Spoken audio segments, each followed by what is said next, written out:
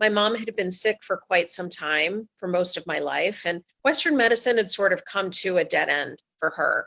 They really didn't have any options for her, and she was in severe chronic pain.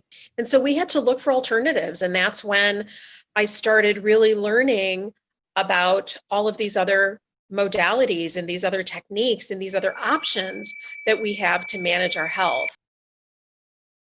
Great. Great. Hello. Hello. Hi, everybody. Welcome to Heart Mind Happy Hour Live. This is my weekly show where I merge ancient wisdom and modern science to help people have a clear mind and vibrant body and become unlimited. And I'm your host, Holly Copeland. And I am very excited today to have energy healer and hypnotherapist and rapid transformational therapist, Shweta Shyamani here. Welcome, Shweta. Thanks, Holly. It's great to be here. It is so awesome to have you here. And thank you for everybody on Facebook who's joining in with us live. I know you've got some fans out there, so I'm really excited. Hope they have fun getting a chance to see. Yeah. And folks, please do, feel free to put your questions and in the chat, and we'll try to monitor that and watch them as they come. So to get started, so Shweta, I'm so interested in your background because you're a former executive, kind of on the business track, it sounds like, and then you jumped track and followed and aligned your heart and followed your passion. And now are doing energy work and all these cool things that you're going to share with us today. So tell me a little bit to start us off, about your story. I'm just really curious what happened. Oh, yeah, thanks. So I started out in a really traditional business career. My undergrad was in finance, and then my graduate degree was in marketing strategy and org behavior. And I was just, living the corporate life. And I had a good job. I had a great job, actually. And I was working my way up the corporate ladder, and I had every intention of landing in the C-suite. I was a marketing person, and I wanted to be a chief marketing officer for a major company.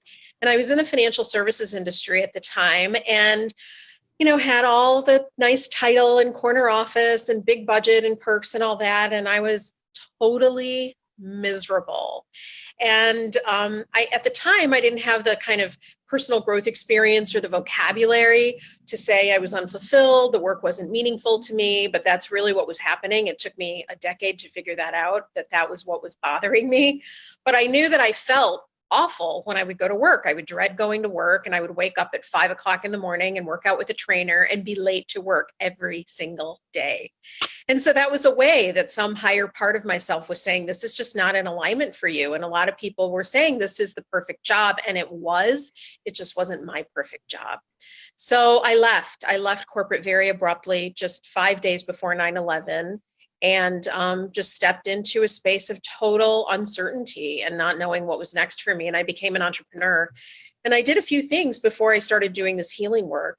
And while I was doing my other entrepreneurial work, my mom had been sick for quite some time, for most of my life. And Western medicine had sort of come to a dead end for her. They really didn't have any options for her, and she was in severe chronic pain.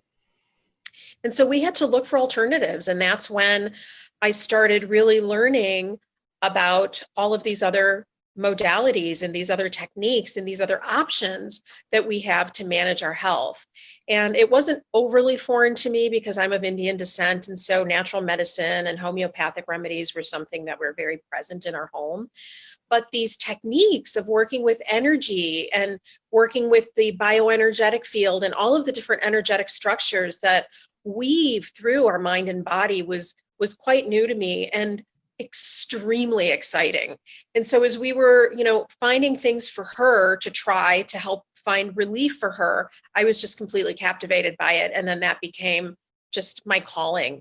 And so since then, and it's been a decade now, I've been studying and practicing all of these modalities and helping people with physical and emotional issues. Awesome. Wow. What a story. Yeah, I love hearing stories about sort of following your heart, and, it's a very courageous thing to do, to leave your job. You must have been terrified. I wasn't. I just knew I couldn't do it anymore. In fact, I remember the morning that I left, I had no plan to leave. I mean, I was miserable, but I didn't have any kind of exit strategy. And that morning, yeah, I had an out of body experience, and it's my only out of body experience that I've had. And I kind of watched myself go into the chief marketing officer's office. And I was like a third person in the room. It was myself and him, and then me observing myself. And I was hearing for the first time the words that I was resigning. And so it was like there was some part of me that took over, and it was really less courage. It was more self-preservation because That's incredible. yeah, knowing what I now know about the mind-body connection, I have no doubt that had I stayed on, my body would have spoken to me with some sort of a symptom or some sort of a disease or diagnosis that would have really got my attention. So yeah, it was really self-preservation more than anything. Yeah. Wow. So you've been doing this for 10 years. So let's just start by talking a little bit about what is energy work. And what are the kinds of things that you do and work with? Yeah, so energy work is something that it might sound really sort of mysterious and woo-woo, but it's very scientifically based. And we actually now have a whole body of science, quantum physics, that gives us an understanding of working with energy. But energy is nothing new. I mean, it's something that ancient traditions have been working with for millennia, right? And so, I mean, Chinese medicine and the Vedic tradition, I mean, all of these healing tradition and healing arts are very, very deeply rooted and anchored in ancient wisdom, cultures. So energy is really just the life force. It's that thing which animates our physiology. Without energy, without the kind of energy that we're talking about, which is the subtle energies, there is no life. And so in Chinese medicine, they call it qi. In the yogic tradition, they call it prana. So people might be familiar with those words, but it's really just energy, and it's the force of life that animates all living things. And energy, just like we have our physical structures and physical systems in our body, the circulatory system, the respiratory system, the reproductive system, we have energetic systems. We have the chakra system, we have the meridian system, we have the electrical system. And it's really not that far reaching, because when we think about it, our nervous system is electrical, right? It's very just understood in biology that our cells have positive and negative charge, right? We have protons, neutrons, and electrons. We have protons and neutrons in the nucleus of the cell, and the electrons rotate around it. And so there's an electrical charge that's in our body. And so the nervous system is electrical, and that's understood. And the energetic system works very closely with the nervous system because it's just another form of energy. And in fact, in an embryo, the first two systems to develop are, in fact, the energy system or electromagnetic system and the nervous system. In fact, it's been shown that the nervous system actually is built on instructions from the electromagnetic system. So the electromagnetics are really the foundational system on which the body is built. And so working with the energies means simply finding places in the body where those energies are blocked or constricted or restricted or somehow made dysfunctional, and opening those pathways using either magnets or light touch, or you can use needles. I don't use acupuncture needles. I use acupressure. You can use sound therapy, you can use light therapy. There are all different ways to move those energies. And it's really, really amazing what you can actually accomplish just by working with the energy systems. Yeah, absolutely. I didn't know that about the energy system being what you were talking about, the first system to form in the body and being foundational to the nervous system. That was new information for me. So that's interesting. Great. So a lot of the work that you do is remote work, which I think to some people would sound like magic. But when we know and understand that the fluidity of energy and the lack of separateness, then of course it does make sense. Talk a little bit about that. Could you? Yeah, absolutely. So remote energy work is really not as weird as it sounds, because it's been proven again in science that there is, in this thing that we consider to be empty space, it's actually filled with energy. It's filled with, I mean, even think about it. You know that right now your TV set might not be on because you're watching us. But when you turn your TV set on, it's a way to pick up those energetic waves, right? That the TV station is broadcasting. So this thing of empty space is filled with energy and with pure potential, if you will. And so if we know that everything is connected through this field of energy, and that this field of energy is actually vibration, because that's what energy is, it's vibration, it's not solid, right? E equals mc squared. Energy is the E in that formula. So if you know that everything is vibration, then we are all sort of vibrating, or we are vibrating on certain frequencies. And each of us has a unique energetic signature, and think of it as like our own personal radio station. We're constantly transmitting and receiving information that's being broadcast in our environment. And working with people remotely is simply tuning in to their radio frequency. It's really that simple. And so if you've been trained to do that, and again, this is something everybody can do. I received training in this. Anybody can do this. If you can tune into somebody's radio station frequency, then you can start receiving the messages that are being broadcast, whether they're messages of health and well-being or they're messages of dysfunction or disease. You can start receiving information and then start doing something with it on the energetic level. Mm-hmm. So when you're working with a client and you receive information from them, then you will start to help you. Will you work on manipulating their energy? Will you ask them, like you mentioned acupressure, for example, ask them to touch certain points? How do you do that? Mm-hmm. It could be both. It could be actually both. It depends on what it is that we're working on. And many times when I'm working with people remotely, one of the things that I use as a tool is mental imagery. And mental imagery is used in lots of different practices in psychology. And the imagination is extraordinary. And I know that we think of imagination as something that's child's play, and it's really just relegated to when we're little. But imagination is exceedingly powerful. And the mind doesn't know the difference, or the brain at least doesn't know the difference between something that's being vividly imagined and something that's happening in reality. And the language of the mind actually is not verbal, it's symbolic. You know, our dreams are our subconscious mind processing the events of the day and the events of our life. And that's mostly symbolism. And so mental imagery is extremely powerful because you can guide a client to actually imagine, balance being restored where balance currently isn't. And so sometimes I'm guiding people, sometimes I'm working with the energy on behalf of them, sort of as a surrogate. And I'll track them. I'll ask the clients, so what are you feeling? What's happening? What's coming into your awareness? So it's very much a partnership. I'm not fixing them. I always tell clients, I'm not fixing anything. I'm not fixing you. All we're doing is we're just kind of creating flow where flow has been impeded so that your body can do what it naturally knows how to do and restore its own balance. Awesome. Awesome. Well, we talked a little bit about trying to dive in and giving people some tips, and I'm sure our watchers would love to hear about how to do this work if everybody can do it, which I very much agree with you and believe that that's possible. So maybe do you want to start by just talking a little bit about, so how do you start that process of working with your own energy, and where do you begin? Well, one thing that you should really be aware of is that, the mind-body energy systems are all really, really linked, right? We can't segregate or separate one without considering the others. And unfortunately, Western medicine has done that. And I think that that's what sometimes creates issues. And it certainly did in my mom's case, right? Because her body was being looked at as this machine, which on some level it is.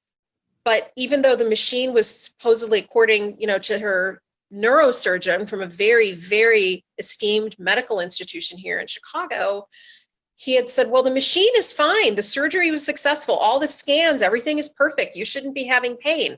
And yet she was having debilitating pain. So clearly the issue wasn't in the machine, right? The issue was elsewhere. And so when you start looking at mind and energy, the other parts of that three-part formula, if you will, you can start identifying, okay, well, maybe there are some things on these other levels of our being right? Which are intrinsically linked with the physiology.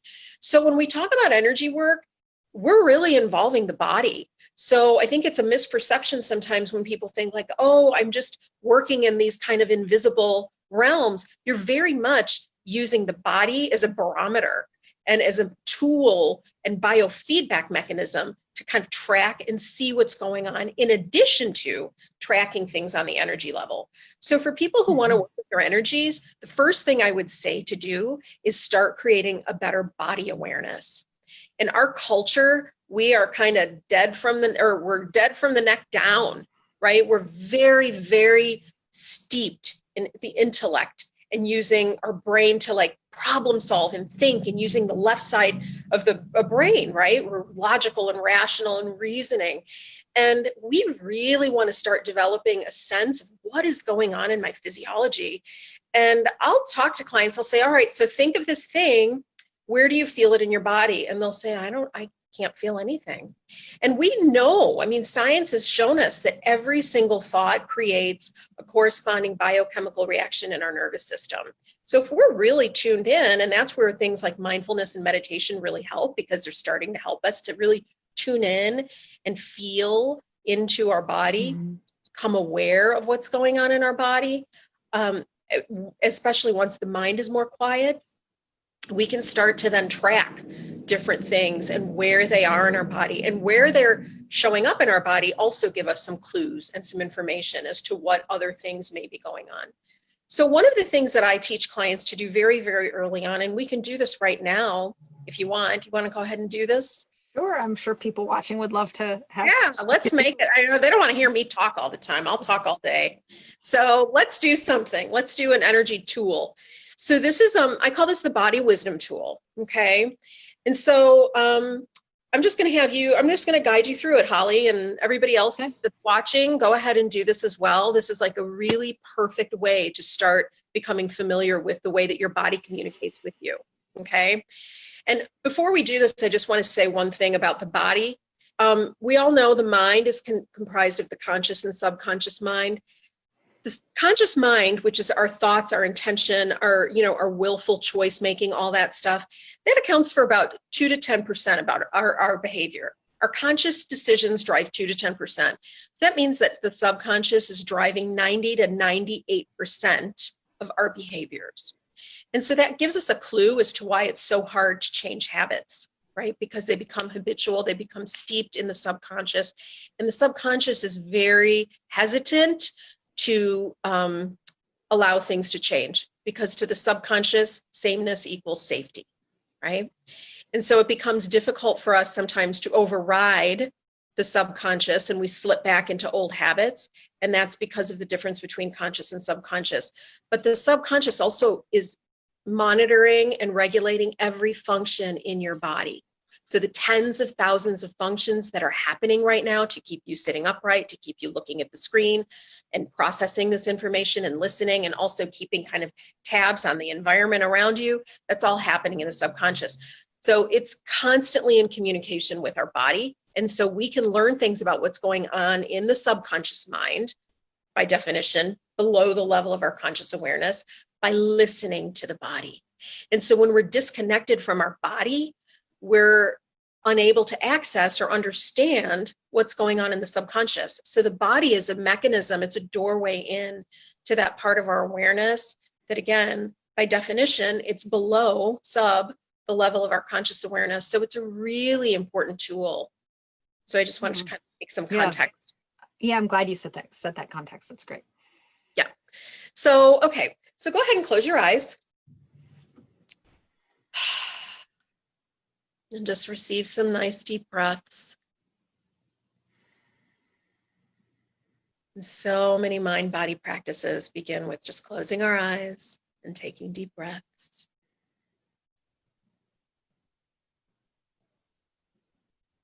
And so just go ahead and allow yourself to just notice the sensations that you're experiencing in your body. And just kind of notice where they are in neutral. So just imagine the gear is in neutral. And you want to just bring your awareness to any sensations Might be temperature, pressure, but just really feel what is going on in your body.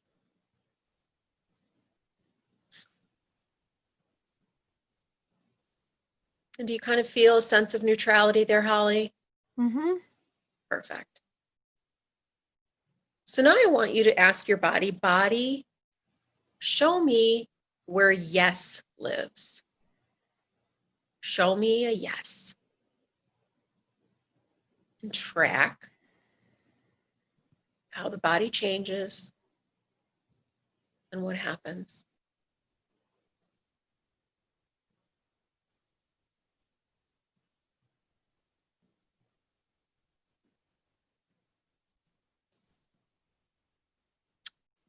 And if you're not getting a response right away, keep repeating in your mind, yes. Where is yes? Show me yes. And Holly, since you're our guinea pig at the moment, let me know when you have your yes. I have my yes. Okay, fantastic. So keep your eyes closed and go back to neutral. Say thank you, body. Because you're really starting to develop a dialogue with the body when you do this work. So go back to neutral. Let me know when you're back at a neutral place. Okay, I'm back in neutral. Beautiful. Just take a deep breath. Really, really good. And so now go ahead and say, body, show me where no lives. What does no feel like? And again, in your mind, you can be repeating the word no and track. Where are the sensations in the body? And for those of you who are having a little bit of a hard time, you can imagine a volume knob and turn up the volume. Imagine turning up the volume on the no, right? Use your imagination. Using your vivid imagination absolutely works, and it affects the energy. So turn up the volume. Looks like Holly's already got her no. Perfect. All right, then go ahead back to neutral. And then open your eyes. So how was that? Can you share? Yeah, I would love to share. Your turning up the volume was excellent. That was really powerful. It like when I did that, it immediately responded, which was very interesting. So for me, the yes was a very clear heart yes. So what I felt was I felt my heart kind of expand. Was I think the best way I could describe it, and it was very clear. Sort of peaceful, but even more I just felt energetic expansion, actually, even more than I would say like a happy or anything. It was just expansion. And then my no was a gut-centered feeling that kind of sat, right at my solar plexus. And it was contracted, very contracted. Excellent. Yeah, those are really common descriptions, like expanded and contracted. Sometimes people will feel heaviness versus lightness, right? So there are different ways that your body is going to communicate with you. And I would encourage everybody to practice this more than once. Holly, I know that you do a lot of mindfulness work and you do a lot of stuff. And so you probably have kind of a nice dialogue already going with your body. So your answers came kind of quickly. But for people who might not do this, and this might be kind of new, it might take a few tries. It might take some time for you to start really creating that dialogue with the body. So do this a few times and see, does yes show up in the same place every time? Sometimes it'll jump around until it lands and settles into kind of a concrete yes and a concrete no with regularity. So you have to play with it, and it definitely requires practice. But this is a great tool to use because you're also starting to build your intuition. Yeah. So let's talk about that. So where do you go from here? So I would tell clients, practice this tool, learn where your yes and no are, and then start using that guidance for as your intuition. So start with little decisions, right? Because people are always like curious about, how do I tap into my intuition? How do I do that? And the 90 to 98% of the information that your subconscious mind is processing is tuned in to your environment. It's tuned in to, quote unquote, accessing your intuition. So you want to use this tool, and you want to use it for little things like, should I have this for lunch or should I have that for lunch? What does your body want? And see, is it expanding or is it contracting? And just start to trust it, because then you're starting to build that habit of trusting your intuition and your inner guidance and your inner wisdom. Your body, it holds a ton of wisdom. And I think that, most people have a story of a time when their intuition was saying something and they disregarded it and something didn't work out so well. And later they're like, yeah, I should have listened, And there was somebody that I had talked, this was a while ago, and he said, yeah, all the while I knew I shouldn't marry this person. Right? That's a big one, not to follow. Kind of a big one. It's kind of a big one. Darn. Divorced. He's like, every time my body, like I would think about it and my, stomach would sink. And I'm like, and that wasn't a big enough clue. Like he's walking down the aisle and his body is screaming, but okay. So we don't have to let things get so extreme when we really start to develop this ability, right? And it's just, again, it's a skill to be cultivated. It's accessible to absolutely all of us, right? Imagine if we lived in a world, Shweta, where when you were, 3 years old, your parents taught you what a yes and a no was. How valuable would that be, for your whole life, if that was the culture we lived around? Would be so powerful, and would be a very different world. Yeah. I mean, I think that people would have better relationships. I think that we would just also be in greater harmony with the things that we're ingesting and putting into our bodies. We'd probably be healthier. I think it would be really different. So, and energy is the native language of the universe. So when we're talking about like learning to use our intuition and read energy or track energy, it's really pretty natural. And what's unnatural is the way in which we live now, which is really out of balance with the natural order of things. So babies can see energy. So I don't have the ability to see energy with my physical eyes. I see energy with my inner eye, but there are people who can see energy, just like we see solid matter. They see energy as well, and babies are able to see it. And one of my teachers, Donna Eden, who is just the pioneer of energy medicine, her story is amazing, and I would encourage people to check her out as well. She would say that when she had pregnant clients, she would tell them, talk to your baby about energy, like make it just really normal and natural. And as these babies grew up, they were able to see energy too, because it's something that we actually unlearn. So we're just reminding ourselves now of what we already innately know. Right. I love that the energy is the language of the universe. I couldn't agree with you more. And, we should all learn to read it. Would be a completely different place. It would, indeed, it would. We're all on a mission for the gospel of energy language. So that's what we're doing here. We're going to keep spreading the word. Yeah, for sure. Well,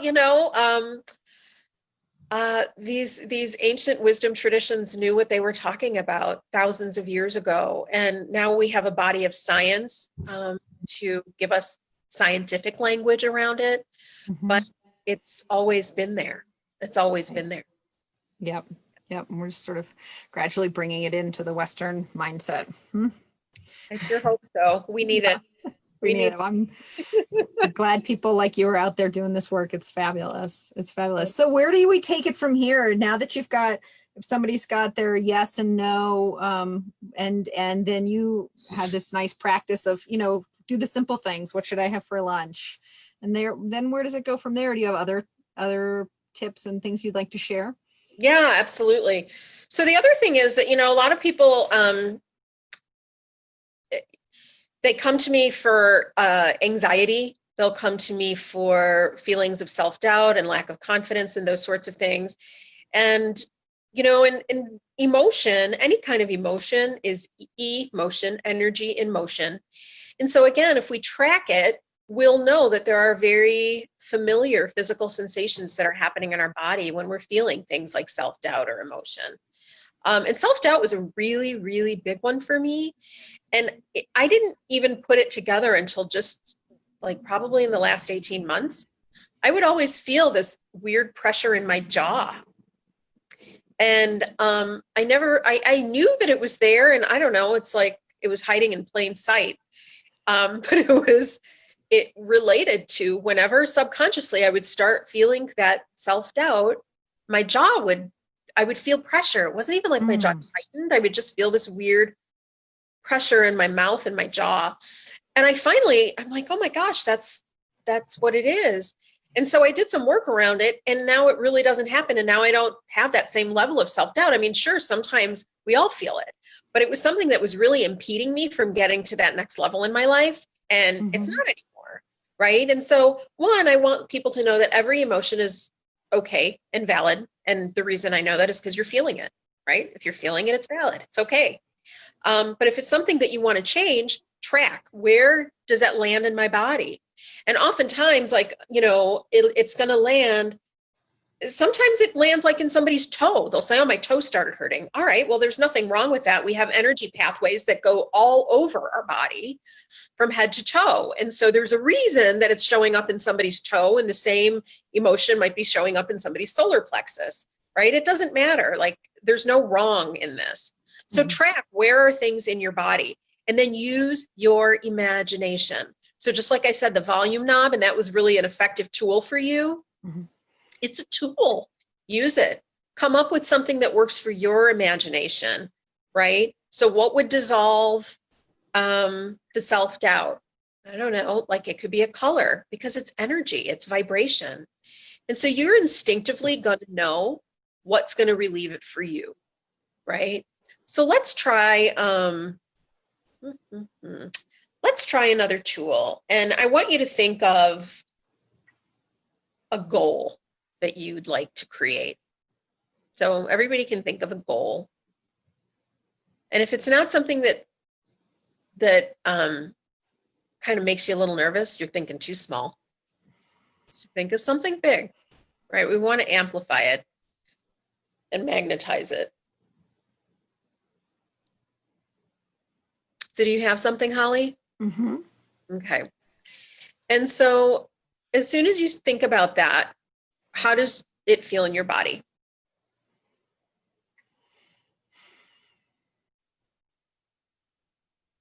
For me, there's hesitation or uncertainty. And can you track that as a sensation in the body? I think so. Yeah. And what does that sensation feel like? Feels a little bit in my head, like a pulling back. Okay. Actually, yeah.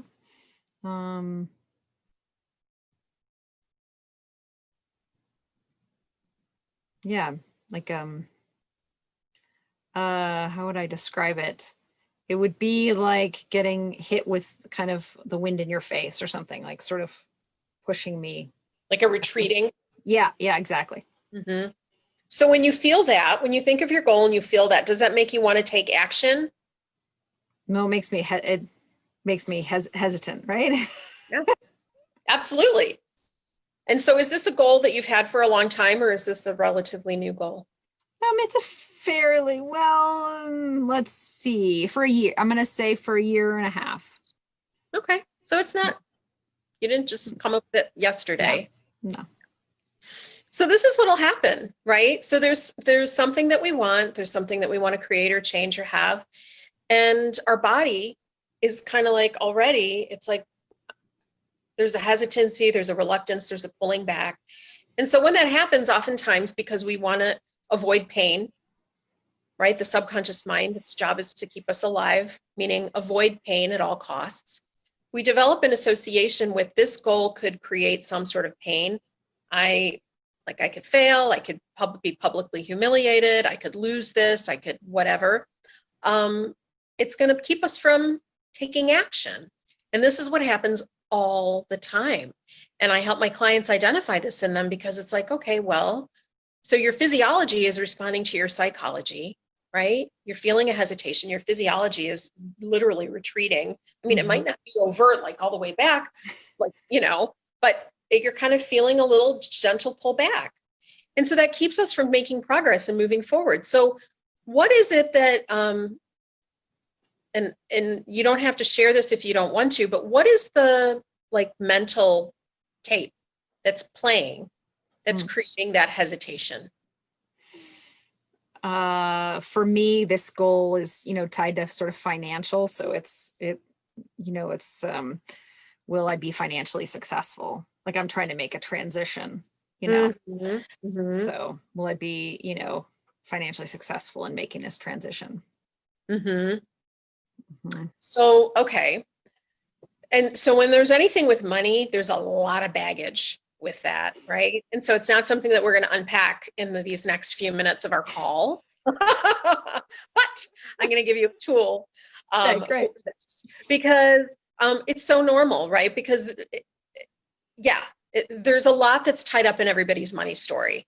So, that's worth exploring and looking into. And if there are any kind of, I would recommend journaling about it because journaling is a great way to get things out of our mind.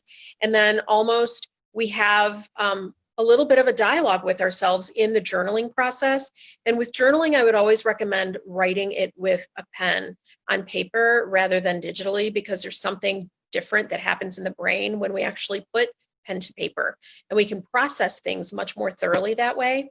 So I would, for you, Holly, and anybody who's having like some back talk, or there's some sort of resistance and some sort of tape that's playing, and we all have them, I would ask these 3 things in a journaling practice. So I would do this, and we're going to do an energy exercise in a second.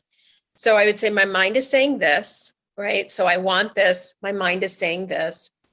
Do I choose to believe that it's true? Right?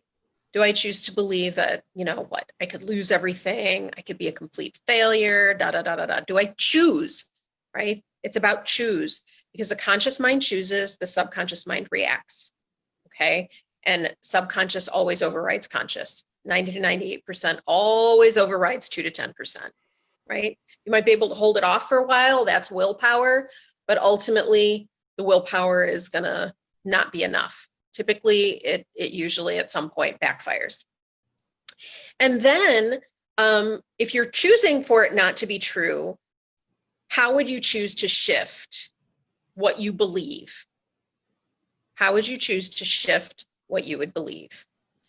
So you can do this on your own, right? And do it the journaling practice. What was I going to say? It flew out of my head. So you can ask these questions on your own and do the journaling practice. The other thing that you can do is something called tapping. And have you ever done tapping, Holly? I have done tapping. It's very incredibly powerful. But let's do some tapping. Yeah. So do you want me to describe, or do you want to describe what it is or what your experience with tapping is? Well, why don't you go ahead and describe it, since you brought it to us? Okay.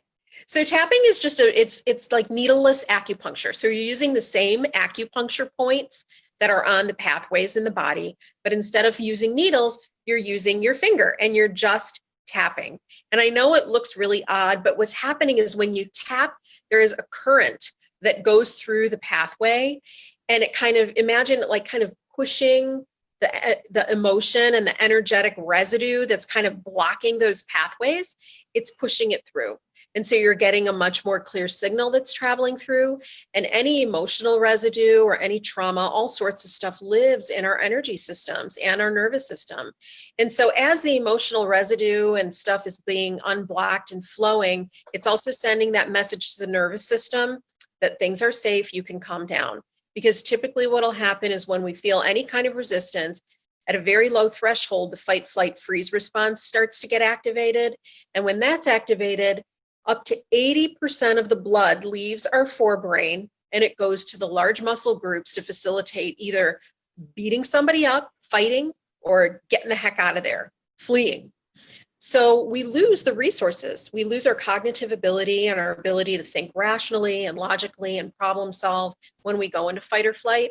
So we basically go offline, and tapping helps to bring us back online, right? Because it's working with the energy systems to then send the signal to the nervous system, hey, you're okay.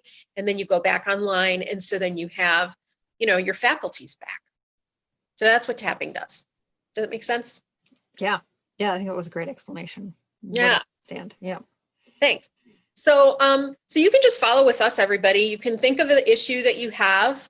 And in Holly's case, we're just going to use that hesitation, right?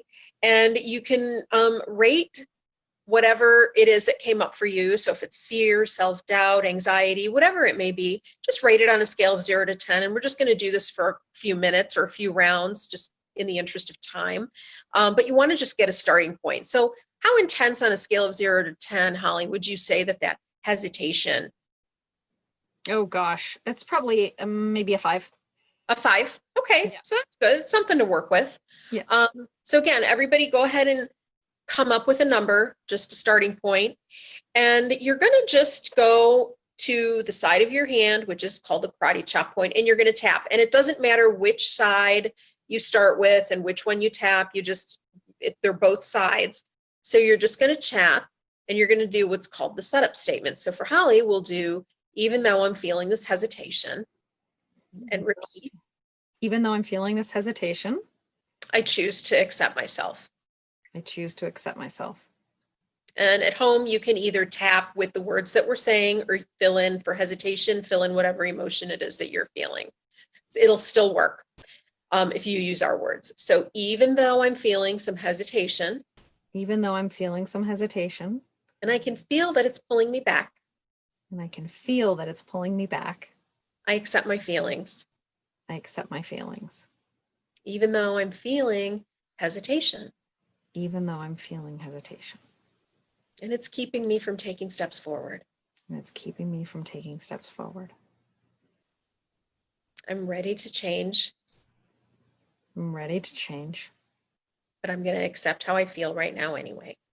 But I'm going to accept how I feel right now anyway. Great. And so now you're going to go to the eyebrow point again. You can do one. It's the inner corner of the eyebrow. And just tune into the hesitation in your body, Holly, the physical sensations of the hesitation you feel that relate to that goal, and just say this hesitation. This hesitation. And then the side of the eye, this hesitation in my head. This hesitation in my head. Under the eye, this hesitation that I'm feeling. This hesitation that I'm feeling. Under the nose, it's keeping me a little stuck. It's keeping me a little stuck. Chin, it's keeping me from taking action. It's keeping me from taking action. Collarbone, it's keeping me in a place of questioning. It's keeping me in a place of questioning. And under the arm, so it's like a hand's width below your armpit, kind of where the bra line would be for women. This hesitation. This hesitation. It's become so familiar. It's become so familiar. It's been with me for 1.5 years. It's been with me for 1.5 years. Side of the eye, this hesitation. This hesitation. It lives in my mind and body. Lives in my mind and body. It's just here to keep me safe. It's just here to keep me safe. So I'm just going to say thank you. So I'm just going to say thank you. I'm going to just accept it. Gonna just accept it. I'm just going to let it be. Just gonna let it be. Top of the head. Part of me doesn't want to. Part of me doesn't want to. Oh. But I'm going to accept it for now. I'm going to accept it for now. Okay, take a breath in. And we're going to keep going. But I just want to acknowledge we oftentimes have resistance to it. We've been pushing at the very thing that's trying to protect us. And that's what creates the stuckness. Because from an energy perspective, we're giving energy by resisting or pushing back to the resistance that's keeping us from taking steps forward. Does that make Yeah. sense? So it's like by not accepting the fact that some part of you has hesitation, you're actually keeping yourself more stuck. Yeah, that does make sense. And then energetically, when we talk about, in meditation, reducing resistance to allow energy to come in or letting go, and that's, very similar. I'm very familiar with that. It's a different way of looking at it, but it's the same thing. Yeah. And it's just an energy, right? Mm-hmm. Mm-hmm. Okay. So do we have Yeah. time to do a couple more rounds, or do we need to wrap? Sure. I know that I want to be mindful of the time. I'm okay if you want to go a little bit more. Okay, great. Yeah, since we started a little late too, so. We did. So just tune into yourself again and just notice as you think of that goal and that hesitation,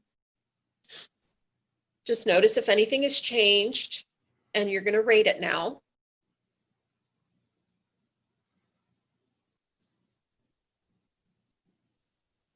I think I feel calmer about it. Maybe if I were to rate it, be like a 3.5, Be a 3.5. It moved a little bit. Mm-hmm. Okay. So let's see if we can get it to move a little bit more. Okay. So you're going to just go ahead, and we're not going to do karate chop point. You're just going to go right into the eyebrow point. You're just going to say the remaining hesitation. Remaining hesitation. Side of the eye, there's still some there. There's still some there. Under the eye, I feel calmer. I feel calmer. Under the nose, I do feel calmer. I do feel calmer. Chin point, but there's still a little hesitation there. There's still a little hesitation there. Collarbone point, I wonder what that's about. I wonder what that's about. Under the arm point, I wonder why it's still there. I wonder why it's still there. Top of the head, because I really want this goal. Because I really want this goal. I know you do. I really, really want this goal. I really, really want this goal. Side of the eye. So I wonder why there's any hesitation. So I wonder why there's any hesitation. Maybe it's not hesitation. Maybe it's not hesitation. Under the nose. Maybe it's just a feeling of being unfamiliar with something. Maybe it's just a feeling of being unfamiliar with something. Chin. My mind trying to keep me safe. My mind's trying to keep me safe. Collarbone point. And it's just doing its job. And it's just doing its job. And I'm calling that hesitation. I'm calling that hesitation. Top of the head. What if I just labeled it something different? What if I just labeled it something different? Eyebrow point. What if I had just called that excitement? What if I just called that excitement? Side of the eye. What if I just reframed it?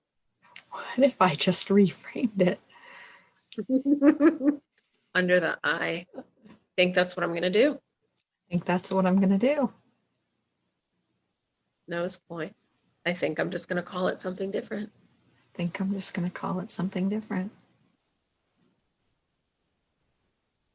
And I'm going to chin point, and I'm going to keep focusing more on the goal.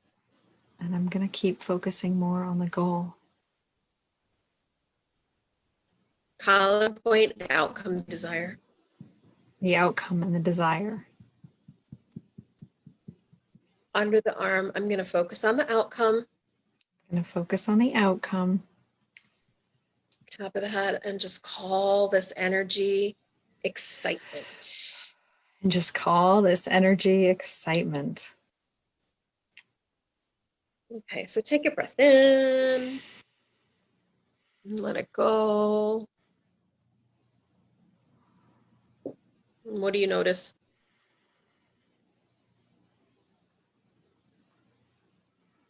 That I can feel the reframe shift to excitement. It feels different. It really does. Yeah. Yeah, it really does. Smile came onto your face. Yeah.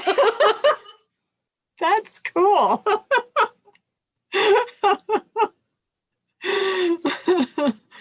Yeah. That's great. Yeah, that's great. Yeah, your perfect. energy shifted. What a shift. Golly. Woo. Yeah, Yeah, yeah, that's so cool. that's awesome. So hopefully everybody at home got some shift in their emotion that they were feeling, but that's just, you saw like exactly like just in these few minutes, there's a shift. So now when you think of that goal, can you think of a next step that you would be ready to take? You mean a concrete step, like in my life kind of a thing? Yeah, and it's not like, oh my, all of a sudden I'm like taking this enormous step, like a baby step. What's just the next logical thing that one would do? Yeah. That's a good question. I mean, it's a big thing that I chose as my thing. So I'm not sure I have something Yeah. right here, but the energy shift around it and the reframe is really powerful. And I could see Yeah. that could motivate me in a way to kind of think through that next step in a different way than I had been. So Yeah, that's fantastic. And oftentimes when we, if it is a big change that we want to make, we just need to chunk it down. Just make it like, what's just the next little, little itty bitty thing that I can do to just kind of, I say, move the ball down the field, right? So you can come up with that. And from this place that you're in energetically, it's likely more accessible to you. Yeah. Yeah. That's great. I have to give you a fun little side note. When we were doing the tapping and I'm repeating after you, I had visions of, I don't know if you ever went to summer camp, but I had visions of summer camp. We used to sit around the fire and go, going on a squeegee hunt, going on a squeegee hunt, gonna catch a big.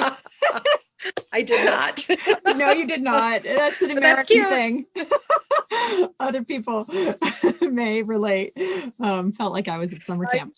I'm sure. My best memories are at summer camp. So that's great. thing. That's great. Good deal. Well, I really hope that the people following along and the people who will follow along after and watch the replay really get something out of that. I just I felt that it was a very useful exercise, and I could really actually see using that for other issues. That's fantastic. Thank you for sharing that with us. My pleasure. That's great. You did a great job, Paul. Well, yeah, you did a great job leading. I really appreciate it. Thank you. My pleasure. It was great. Yeah. It's fun. It's so much fun to see the shift in people. It's just, it's just a few minutes, and imagine being able to do this on, deep layers of things. And it's just really, and I also like, because this is something that I teach clients to do on their own.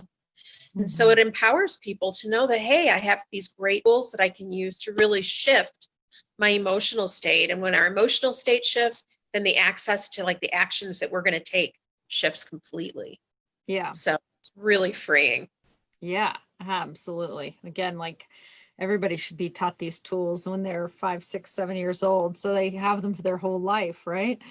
Totally. Teach your kids. Teach your kids. Love it. Well, Shweta, before we wrap up, is there anything else? Is there anything else specific around this that you want to mention? And then I'll move on to sort of how people can find you and work with you. Yeah, absolutely.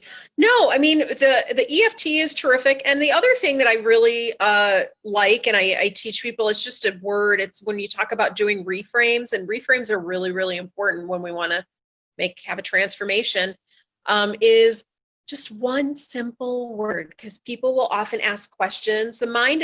Thinking is a process of asking and answering questions, basically. That's really what we're doing when we're thinking. And so a lot of times people will say, why is this happening to me? Or why does my back still hurt? Or whatever.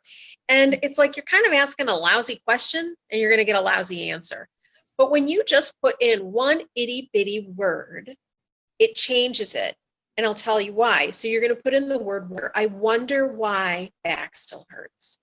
Mm-hmm. And when you put in that, what happens is when you say, why does my back still hurt? You're asking your mind to seek an answer based on a frame of reference of the past.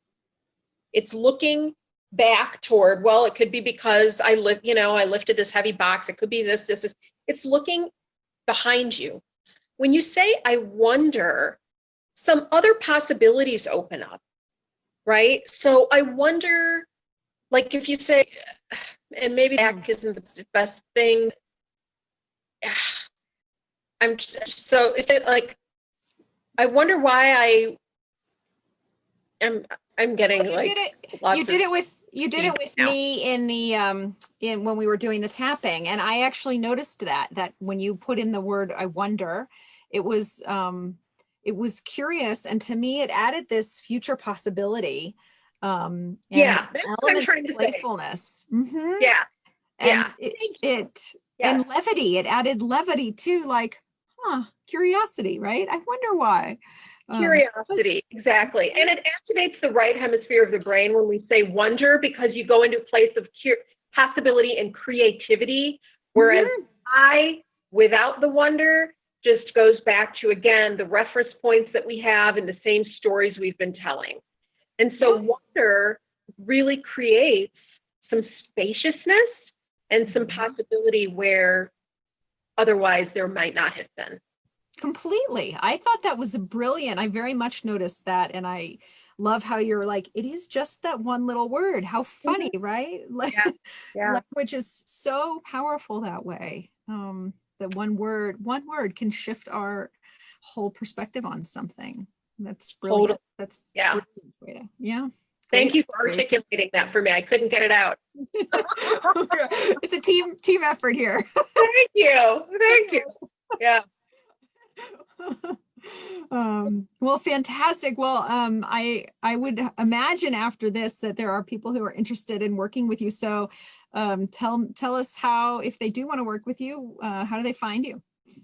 Well, you can find me on Facebook. So I have a Facebook page called Shweta Shyamani Mindset Coach Game Changer. So that's my business page. You can message me on there. You can go to my website, which is Personal Point of Power. It's also linked from my Facebook page. So you can go to my website and contact me through there. Email, phone, all my contact information is on there. Feel free to direct message me, even on Facebook. We're streaming on Facebook, so feel free to direct message me on Facebook. And I would love to connect with you. I work with people virtually, and I've been working with people virtually for a decade. So it's not just in response to all the stuff that's going on now. I've worked with clients all over the country, some of whom I have never met because we worked only over the phone. So I didn't even see them, but I've worked with people all over the country and all, for years.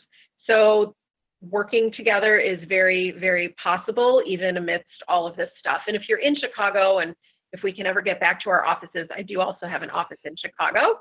But for now, we can certainly work together over Zoom. Awesome. Thank you so much. That's wonderful. So Personal Point of Power is her website, and I'll be sure to put in the show notes to your website if people lose it. And I will, folks, post this video on YouTube as well, on my Heart Mind Alchemy site, and then you can grab it and link it from there. So great.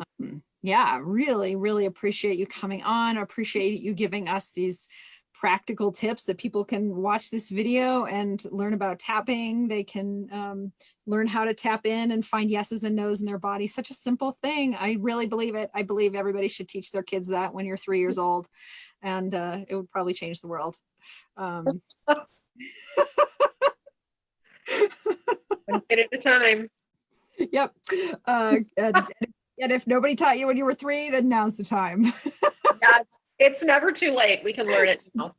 Right. And I feel like if people ask themselves, what should I have for lunch? And they really could listen, like McDonald's would be out of business, because everybody's going to say yes to McDonald's.